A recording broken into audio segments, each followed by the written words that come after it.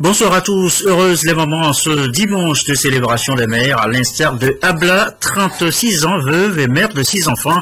Ça ne peut pas bien tomber pour elle. Abla et ses consoeurs du groupement viennent de recevoir chacune 30 000 francs CFA. L'argent de l'APSEF, ce produit du Fonds national de la finance inclusive.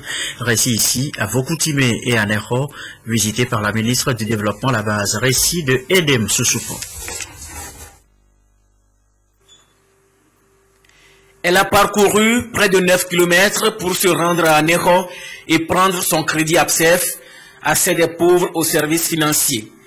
Adjoyi Abla, 36 ans et mère de 6 enfants, ne veut pour rien au monde rater cette opportunité que lui offre le gouvernement pour sans doute s'installer définitivement à son propre compte.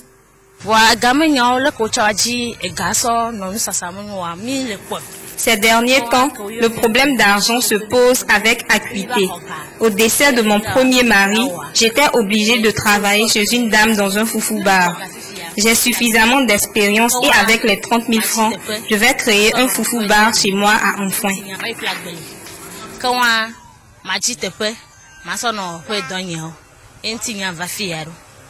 Tout comme elle, ils sont nombreux à recevoir ce produit de masse afin de développer une activité génératrice de revenus, synonyme d'indépendance économique. À Vokoutimé, la ministre en charge du développement à la base, Victoire Tomega Dogbe, est satisfaite du travail abattu par le groupement de femmes Lavagnon spécialisé dans la transformation du manioc en tapioca et gari. Le produit APSEF constitue pour ces femmes une bouffée d'oxygène.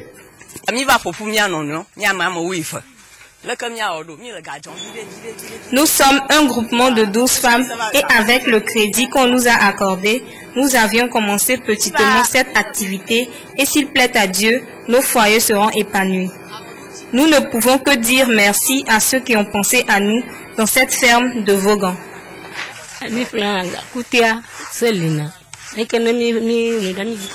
Nous achetons le manioc dans les champs et nos enfants nous aident à le transporter jusqu'ici à Vokoutimé où nous procédons à sa transformation. Le crédit qu'on nous a octroyé nous est d'un grand apport. Dans les hameaux les plus reculés, le produit APSEF du Fonds national de la finance inclusive est visiblement bien accueilli. C'est en tout cas le constat fait par Madame la ministre Tomega Dogbe lors de sa tournée. Et ça donne envie de continuer. C'est un bilan positif parce que la population était réceptive au message du FNFI. Il y a beaucoup d'enthousiasme, beaucoup d'engouement autour de la chose. Maintenant, une fois que ce produit est lancé, il y aura d'autres produits. Par exemple, des produits spécifiques pour des catégories bien spécifiques. Ça peut être des crédits pour des artisans, ça peut être des crédits pour des paysans, ça peut être des crédits pour les commerçants, les femmes commerçantes. Selon les besoins de chaque catégorie, nous allons donc nous asseoir avec cette catégorie-là et voir quel est le produit qui pourrait être adapté à ces besoins.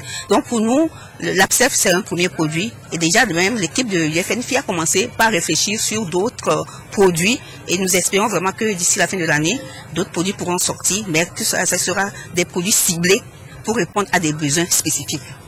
D'ici la fin de l'année 2014, le produit Assez des pauvres au service financier veut atteindre 300 000 personnes. Le crédit est remboursable dans 6 mois pour un taux d'intérêt annuel de 5%. Et pendant ce temps, le ministre de l'Agriculture, lui, était dans le Bamono. Il est allé s'enquérir, lui, de l'état d'avancement du projet de réaménagement hydro-agricole du bassin de Mono. Le compte rendu avec Adolphe Bacard.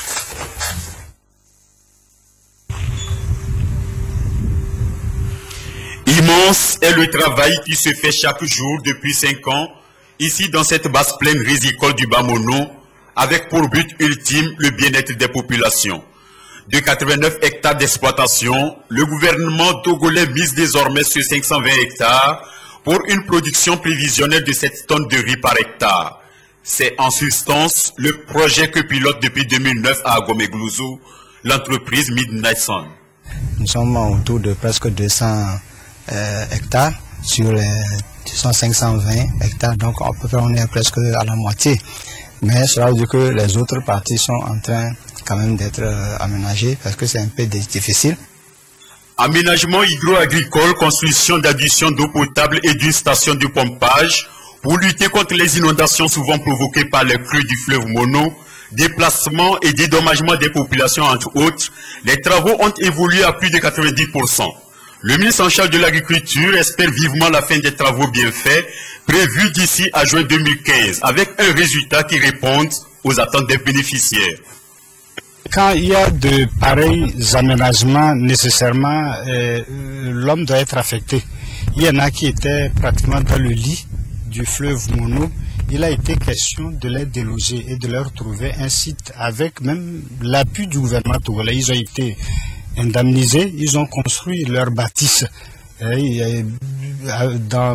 Je dirais même avec plus de confort que par le passé. Ce qui est intéressant, c'est que maintenant ils disposent des fontaines. Donc il y a des mini-adductions d'eau qui sont mises à leur disposition pour rapprocher suffisamment cette source précieuse aux fins des exploitations agricoles, mais aussi aux fins de l'entretien de la vie humaine.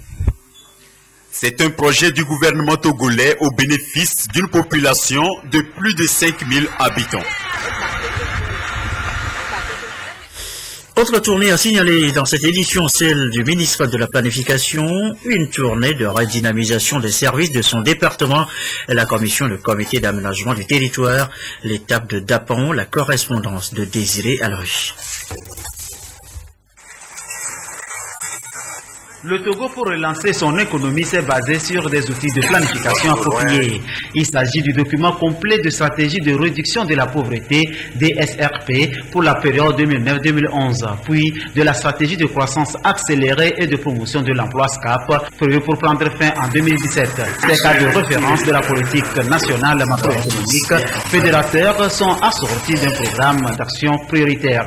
En matière d'aménagement du territoire, une politique est élaborée dans ce sens et est mise en œuvre par des commissions et comités régionaux de développement. Le ministre de la Planification, du Développement et de l'Aménagement du territoire, en déplacement à Dapaon, voudrait faire le point des activités avec les membres de la commission et du comité des savanes et s'informer des actions du développement régional. Notre stratégie de croissance accélérée de promotion de l'emploi prévoit le développement équilibré des régions. Et pour avoir un développement équilibré, il faut avoir une planification cohérente avec des programmes et des projets cohérents dans tous les secteurs qui, en principe, devraient préparer les programmes et projets régionaux qui doivent être soumis au gouvernement.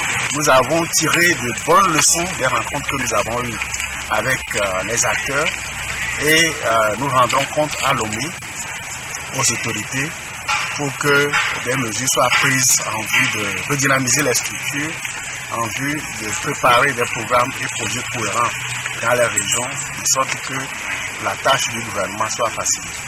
Le ministre Maoussi Diossou Semoji, avant la rencontre avec la commission et le comité de développement et d'aménagement du territoire dans les savanes, a eu une séance de travail avec le personnel de la direction régionale de la planification et celle des statistiques de direction qui sont renforcées par une remise de matériel informatique et de communication. Il est 20h10, la fête des mères, parlons-en maintenant. On retient surtout ce geste à l'endroit de celles qui viennent d'accoucher, les gestes du gouvernement, du chef de l'État, des cadeaux pour ces mamans distribués par la ministre Dédé Arufa Ekou à l'intérieur et à Lomé. Véritable périple que nous racontent nos reporters, l'étape de Lomé, Solange Koulou, Charlotte Moussim. C'est un geste de cœur posé ici par le chef de l'État à travers le ministère de l'Action sociale à l'égard des femmes parturientes. Au nombre de 17, ici au centre de santé de Lomé ou Trivikondi, elles ont chacune bénéficié d'un kit composé de pagnes pour mère, de détergents, de désinfectants et de couvertures pour bébés. Effectué en ce jour de la fête des mères, cette action humanitaire, qui est une marque de reconnaissance à l'égard de la femme, a été bien appréciée. Je remercie beaucoup notre président Fort Yassipé pour tout ce qu'il nous a fait.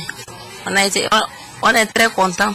Vraiment, ce geste nous touche une fois encore à travers Madame la ministre, remercier pour avoir choisi le centre de santé de Lomé, l'un des plus vieux centres de ce pays. Ce geste vise à rendre tout le mérite à toutes les femmes mères de l'humanité. Il constitue aussi un acte qui magnifie les femmes pour tous les sacrifices qu'elles consentent en vue du bien-être de leur famille et aussi de la nation. Je voudrais profiter de l'occasion pour demander que cette fête des mères devienne une tradition très vivante dans notre pays. À ces femmes dont le courage et la détermination sont d'une importance dans l'édification du pays, la ministre de l'Action sociale a livré le message du président de la République.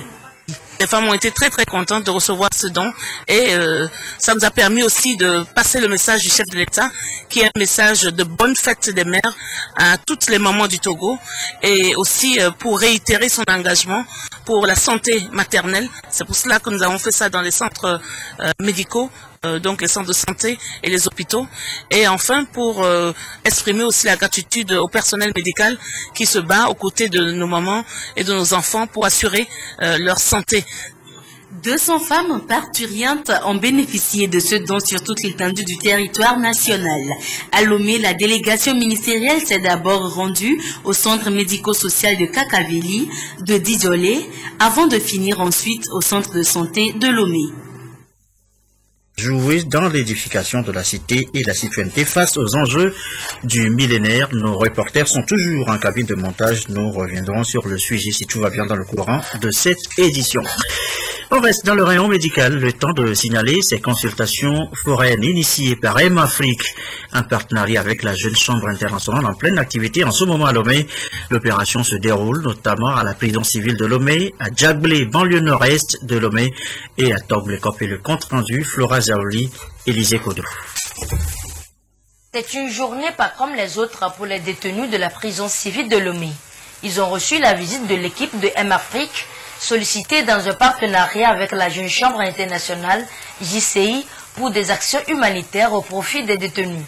Ils ont été consultés et soignés. Vous comprenez que ce jour, c'est un sentiment de satisfaction qui m'anime, dans la mesure où M-Afrique, je veux dire l'ONG M-Afrique avec son partenaire, la Jeune Chambre internationale, nous ont rendu visite. C'est aussi une occasion très salutaire de constater que l'ONG est arrivée avec des médecins de différentes spécialités. C'est des occasions rares que nous avons. Il dit avoir été très impressionné par le travail que fait M-Afrique ici, spécialement en visitant le centre pénitentiaire tout à l'heure. Nous avons pu constater que des prisonniers ont eu la chance d'être consultés ce matin.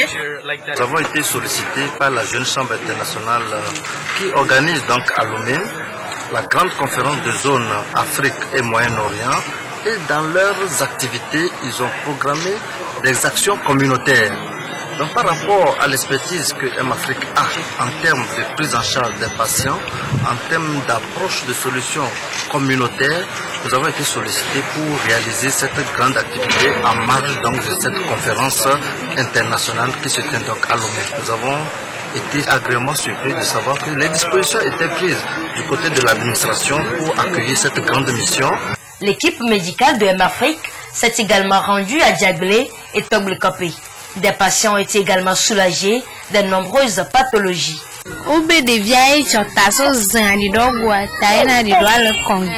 Cela fait exactement 4 ans que j'ai été opérée lors de la naissance de mon premier enfant. Et malheureusement, l'opération s'est mal passée et actuellement j'ai un problème à la vessie, ce qui m'empêche de contrôler mon urine. Grâce à l'intervention de M-Afrique, je serai prise en charge. Bon, les gens viennent à l'hôpital, mais c'est les moyens financiers qui manquent et c'est là-bas que M-Afrique intervient parce que tous nos soins sont gratuits. M-Afrique a vu le jour le 19 janvier 2005 et a pour défi d'assister les couches vulnérables et surtout d'amener la médecine vers la population. Le CORAF, Conseil ouest et centrafricain pour la recherche et le développement agricole, finance à Kara le projet intitulé « Externalités négatives de l'intensification des sols cultivés en milieu périurbain, méthodes et outils d'évaluation et pratiques alternatives ». Ce projet est piloté par l'Université de Kara. Il est prévu dans sa mise en œuvre une plateforme d'innovation et de communication. Cette plateforme vient de voir le jour. Nestor Bozo pour les précisions à Kara. 14 mois après le lancement du projet Externalités négatives de l'intensification des sols cultivés en milieu périurbain, méthodes et outils d'évaluation et pratiques alternatives, voici venu le moment de la mise en place d'une plateforme d'innovation et de communication à son sujet.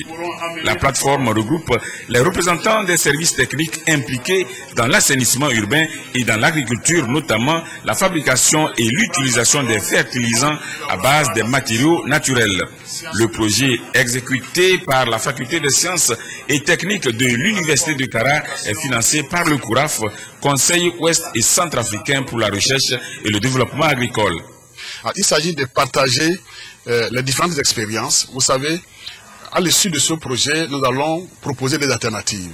Il faudrait que ces alternatives soient partagées, soient comprises, soient reçues par les différents acteurs. Nous allons proposer des alternatives dans l'agriculture. Il faudrait que l'ICAT, qui fait la vulgarisation, soit en phase avec ces alternatives. Il faut que l'ITRA, qui fait la recherche dans le cadre de l'agronomie, soit en phase avec ce que nous avons pris comme disposition. Donc il faudrait que tous les acteurs soient impliqués et cela nous permettra dans l'année 2 ou 3 fois de nous réunir, d'échanger, de faire des propositions, d'innover un certain nombre de dispositions de manière que les solutions que nous allons proposer aux populations soient les mieux adaptées, aussi bien dans l'assainissement que dans la garantie de la sécurité sanitaire des aliments. Le projet vise à mettre au point des systèmes durables de préservation du sol et de la santé des populations. En dehors du Togo, il est aussi exécuté au Burkina Faso, au Congo-Brazzaville et au Sénégal. L'actualité à l'étranger, nous l'annoncions en titre, la visite du pape François à Bethléem en Cisjordanie, le lieu de naissance de Jésus. Le souverain pontife a célébré sur place ce dimanche une messe. Bethléem, deuxième étape de son pèlerinage en Terre Sainte. Regardez le reportage. Le pape François a poursuivi son voyage au Proche-Orient en Cisjordanie occupée par un pèlerinage dans les territoires palestiniens. Avant, le Saint-Père a fait une halte imprévue au pied d'un mirador, du mur de béton. Cette barrière de séparation édifiée par Israël est jugée illégale par la Cour internationale de justice. Le président palestinien a mis une nouvelle fois Israël en accusation. Israël essaie chaque jour d'occuper davantage notre territoire et de détruire nos mosquées et nos églises afin d'en chasser les populations palestiniennes, chrétiennes et musulmanes. À Bethléem, le pape a célébré une messe devant une foule rassemblée sur la place de la Mangeoire, sur le parvis de l'église de la Nativité, en présence du président palestinien Mahmoud Abbas. Dans son homélie, le pape François a fait un vibrant plaidoyer pour les droits des enfants. Lors de sa rencontre avec le président Abbas, il a affirmé que le courage de la paix s'appuie sur la reconnaissance des deux États à exister et de jouir de la paix et de la sécurité. Le souverain pontife a appelé à la reprise des négociations de paix. Je vous dis du plus profond de mettre fin à une situation qui devient toujours plus inacceptable, et ce pour le bien de tous. Le président Abbas a accepté l'invitation du pape François pour une visite officielle au Vatican le 6 juin prochain. Après cette visite éclair en Cisjordanie, direction Tel Aviv en Israël, pour un séjour encore plus court, seulement 4 heures. Pendant ce temps, à Jérusalem, 26 activistes extrémistes israéliens qui manifestaient contre la visite du pape François ont été arrêtés par la police. Retour au Togo, où le British School a délivré des diplômes de fin de cycle à Lomé à 19 de ses étudiants, ce qui va leur permettre de poursuivre leurs études dans de grandes universités. Le ministre des Enseignements supérieurs et de la Recherche, Octave Nico-Broom, a présidé la cérémonie Ali Ourotitri, Medina Bacha Salami. Ils sont 19 apprenants à recevoir leur diplôme de fin de cycle au British School de Lomé. Ce diplôme de baccalauréat international leur confère le droit de s'inscrire dans les universités de renommée internationale, notamment aux USA, Canada, France et Grande-Bretagne. J'aimerais continuer mes études en médecine dans une université en Angleterre. Le British School de Lomé offre un programme académique très étendu. C'est un programme pré-universitaire. Donc, le baccalauréat international, c'est un programme qui vient de Genève. Donc, c'est un programme de 2 ans. C'est l'équivalent du bac français, mais en anglais. Pour le gouvernement togolais, des modules de formation sont à encourager. L'accent est mis ici sur la théorie de la connaissance. La connaissance est l'élément clé de transformation de la société et du monde dans le sens de son bien-être. Et ça a été également un des éléments au centre de la formation ici. Et c'est pour cela que nous l'avons souligné. Le British School de Lomé accueille des élèves africains, européens, américains et asiatiques. Et c'est la 21e promotion qui vient de recevoir son diplôme. Et à propos justement de l'université, sachez que celle de Kara après Lomé dispose elle aussi désormais de son rayon FMI à la bibliothèque de l'université donc, et des documents menés par le représentant résident de l'institution et désormais bien de l'université. Nestor Mouzou est notre bureau à Kara. Les étudiants et les enseignants de la faculté des sciences économiques et de gestion de l'université de Kara ont désormais à leur disposition un rayon de documents édité par le Fonds monétaire international. Le FMI leur donne la possibilité de consulter sur place les périodiques et manuels concernant des sujets d'intérêt traités par le Fonds. La documentation dans les études ne suffit jamais. J'encourage les étudiants de se documenter le plus largement possible pour appuyer leur recherche et leur vision du monde. Je suis conscient qu'il y a des problèmes encore d'accès à l'information au niveau mondial. Nous avons fait une tentative avec ces ouvrages en espérant que bientôt les étudiants auront la possibilité d'accéder à toute la richesse de l'information par des moyens modernes électroniques. Cette action du FMI est très appréciée par les responsables de l'université de Kara. L'université de Kara est honorée par cette visite et je constate qu'il s'agit là d'un revirement dans les stratégies ou la politique de cette institution qui, comme vous le savez, s'occupe prioritairement des questions monétaires et financières, de la régulation au niveau des États pour le développement économique. Nous voyons donc qu'aujourd'hui, cette institution descend à la base et descend jusque dans les universités et dans les facultés pour prouver le postulat selon lequel il n'y a pas de développement sans éducation, il n'y a pas de développement sans recherche scientifique. L'ouverture du rayon FMI à la bibliothèque de l'université de Kara a été couplée d'une conférence débat. Le représentant résident du Fonds au Togo a présenté un document qui a pour titre « Les perspectives économiques en Afrique subsaharienne pour une croissance durable et plus solidaire ». Le 20 mai dernier, c'était la journée internationale de la météorologie, à ne pas confondre avec la météorologie. La météorologie, eh bien, c'est cette science dite de mesure qui garantit l'exactitude des données. Un thème a été retenu à l'occasion, les mesures et le défi énergétique mondial. Thème largement développé par le secrétaire d'État à l'industrie. Le résumé, Komo Boyabouche. La météorologie, science des mesures, est une démarche qui permet de garantir et de préserver l'exactitude et la fiabilité des mesures, aussi bien dans les recherches que dans l'industrie et le commerce. Ceci pour éviter des déséquilibres pouvant conduire à des excès nuisibles. Depuis le 20 mai 1875, une journée est retenue pour rendre hommage à cette science vieille de plus de 5000 ans qui fait partie intégrante de notre vie quotidienne. En effet, dans le domaine de la recherche scientifique et technologique, la mesure est à la base des progrès réalisés et des résultats obtenus.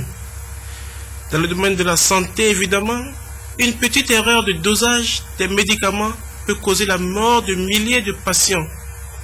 De même, les prescriptions de médicaments, de verres médicaux ou de soins sont basées sur des analyses de laboratoire. Celles-ci font appel à des mesures dont la précision engage la santé ou même la vie du malade. Dans le domaine de l'environnement, la détermination et la surveillance des niveaux de pollution de l'air ou du sol par des gaz résidus, de pesticides et autres substances nocives pour la santé n'a été possible que grâce à la météorologie. Elle permet également de suivre les changements climatiques et de fixer des normes en conséquence. Dans le domaine de l'industrie, la mesure est déterminante depuis la conception jusqu'à la production des articles, ainsi que lors du contrôle de leur qualité. Dans le domaine du commerce, la mesure a toujours été au centre des échanges. Cette année, c'est le côté énergétique qui préoccupe le plus dans l'organisation de cette journée, en raison des difficultés énergétiques auxquelles le monde est confronté. Il y a donc lieu d'accorder une importance au système de mesurage. Au Togo, un programme national de mise à niveau des entreprises nationales est en cours pour permettre aux entreprises de tirer profit des innovations en matière de gestion efficiente de l'énergie. Dans le domaine de l'énergie, on observe des mauvaises pratiques dans le réseau de transport de l'énergie électrique. Exemple des installations illégales dénommées araignées, des compteurs non étalonnés, la non-maîtrise de la puissance souscrite entraînant des pertes énormes. Le gouvernement a conscience de l'ampleur de la tâche et entend donner à la météorologie la place qui est la sienne dans les activités économiques de notre pays.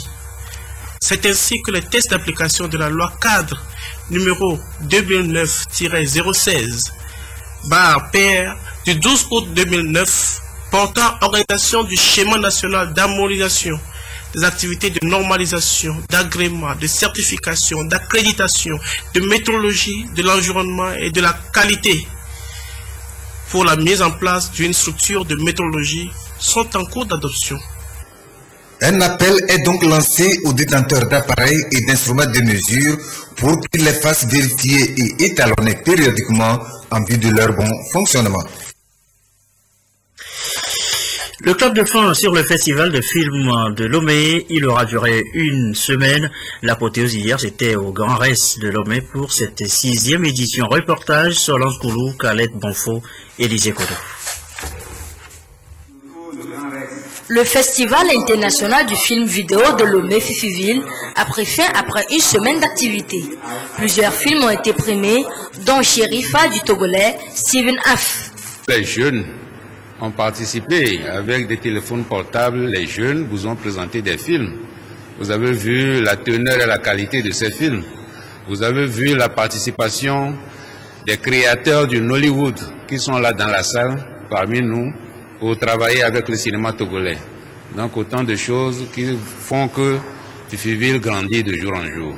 Outre Sherifa du Togolais Steven Aff, le film Déborah a reçu le prix de la meilleure production étrangère. Une 6e édition bien appréciée par les festivaliers. Je viens de recevoir une attestation de participation, de soutien, d'encouragement. Je suis très fier, quand bien même je convoitais le grand prix que je n'ai pas pu avoir. Pour une meilleure visibilité de ce festival, les promoteurs appellent à une action concertée des différents acteurs. Fifiville a pour objectif la promotion des films vidéo. À l'instar du Togo, plusieurs pays ont participé à ce festival. Il s'agit du Ghana, du Bénin, de la Côte d'Ivoire et du Nigeria. Et voilà, c'est la fin de cette édition. On se quitte sur les images de ce geste en faveur des nouvelles mamans au CHU de Kara et dans les centres de santé à Lomé. Geste du gouvernement du chef de l'État en faveur donc de ces mamans qui viennent donc d'accoucher, à qui le chef de l'État souhaite donc une bonne fête des mamans. Image donc pour clore cette édition. Merci à vous qui nous suivez ce soir un peu partout sur la télévision togolaise et comme d'habitude, toujours fidèlement excellente fin de soirée chez vous.